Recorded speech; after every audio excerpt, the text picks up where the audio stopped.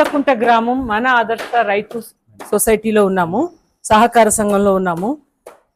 ఈరోజు ప్రత్యేకత సాగుబాట అంటే ఏరువాక కార్యక్రమాన్ని తెలంగాణ ప్రాంతంలో సాగుబాట అని పిలుస్తున్నారు. వీళ్ళు ఇప్పుడు ఏం చేస్తారో కనుక్కుందాము.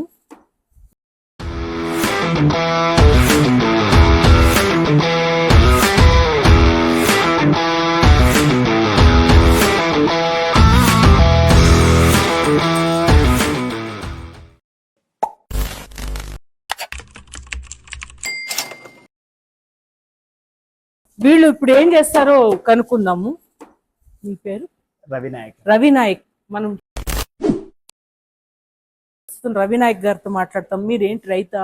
ఏం చేస్తారు? ప్రకృతి వ్యవసాయ రైతుని, ప్రశిక్షణలు కూడా ఇస్తాను. Very good. రైతులకు ప్రశిక్షణ ఇస్తాను.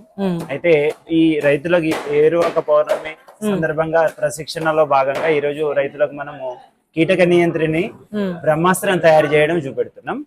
ఈ బ్రహ్మాస్త్రం తయారీకి 5 రకాల ఆకులు తీసుకుంటాం మనం. అందులో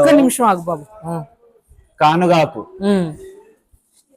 సీతాఫలాకు, తర్వాత జామాకు, ఆముదం ఆకు, ఇది ఆయిలాకు అంటాం, వావిలాకు, తర్వాత జిల్లేడాకు, ఇంకోటి వేపం నిజంగానే కీటక సంహారణి ఇది. వేపాకు. ఈ 5 రకాల ఆకుల్ని మెత్తగా దంచి 20 లీటర్ల గోమూత్రంలో ఉడికించి 43 పొంగులు వచ్చే వరకు ఉంచుతాం. 2 రోజులు చల్లారనిచ్చి తర్వాత ఫిల్టర్ చేసుకొని పంటలకు పిచికారీ చేస్తే కీటక నియంత్రణగా పనిచేస్తుంది. బ్రహ్మాస్త్రం తయారీ ఈ రోజు మనం రైతులకు అవగాహన కల్పిస్తాం. దీనికి బ్రహ్మాస్త్రం అనే పేరు పెట్టారు. బ్రహ్మాస్త్రం మామూలుగా జీవామృతం అని కూడా అంటారు కదా, ఇదేనాది?